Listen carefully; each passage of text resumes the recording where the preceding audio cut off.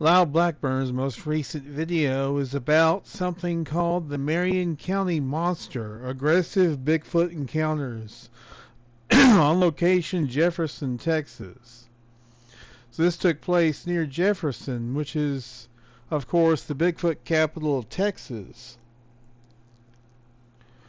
And it's a really great video. I'll tell you what, I'll give you all a little bit of a sneak peek.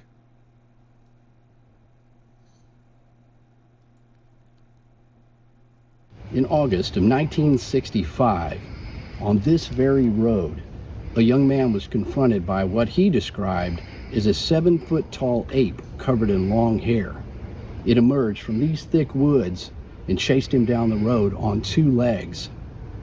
The event, which was publicized in the newspaper, would trigger an all-out monster hunt by authorities. This is the true story.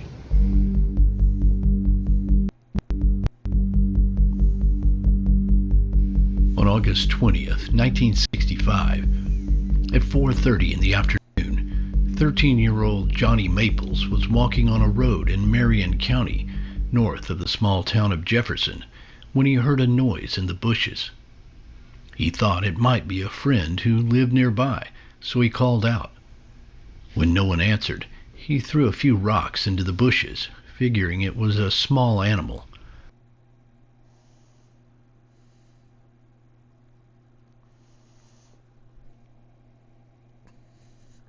And that's just a bit of a sneak preview of the video.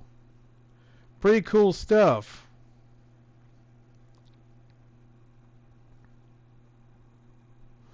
And it's an interesting case. I imagine this was written about in his book, Texas Bigfoot.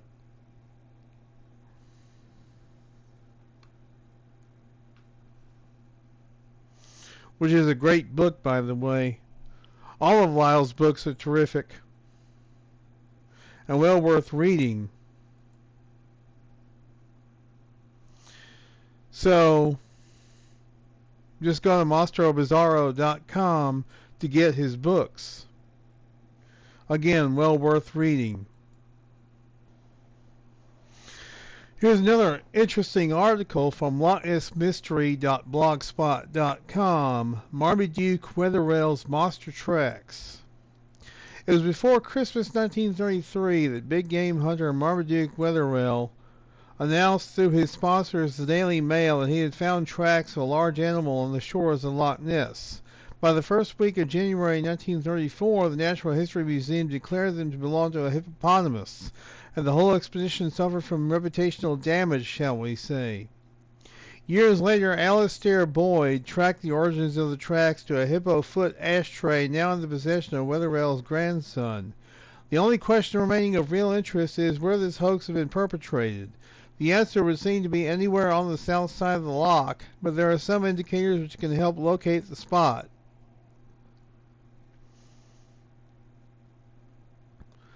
So this was a rather well-known hoax,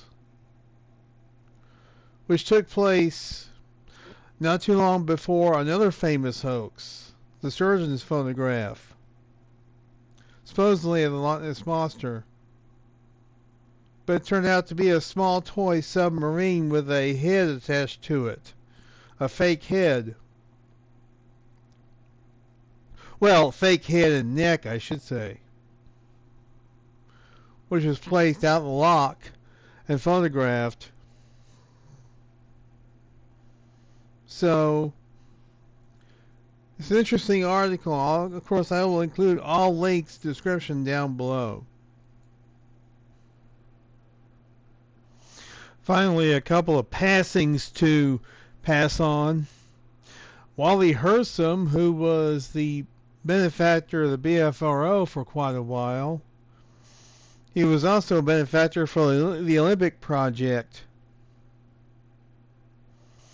He passed away mid-October 2025. Through his generosity, the equipment was provided to make the Olympic project possible. The BFRO says Hersom filled the role once held by Tom Slick. That's true.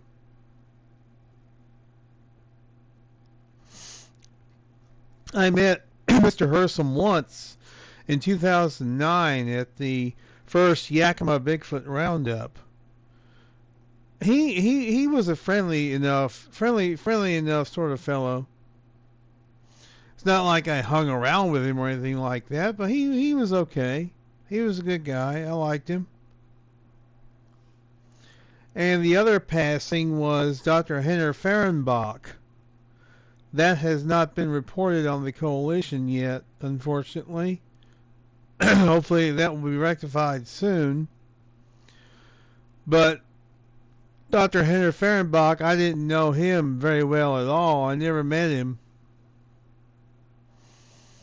But he was sort of the hair guy for a while. The Sasquatch hair scientist, as it were. Even though that really wasn't his specialty. But still, he was a valuable individual to the Sasquatch mystery. And both will be missed, and may their memories be eternal. And that's going to do it for this week. I want to thank you very much for tuning in. You guys are the heart of the show. I always say that, but I always mean it. Now, we'll continue as long as you guys want me to. And hey, until next week, y'all be good at it. It's HBM's Cryptid-Corner.